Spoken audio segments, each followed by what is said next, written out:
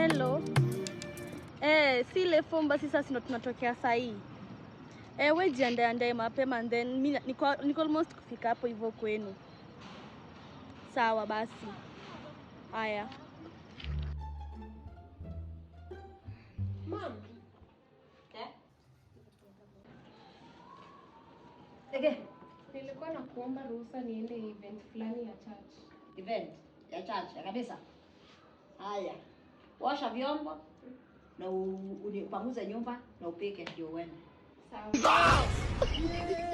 Jesus. Jesus. Jesus.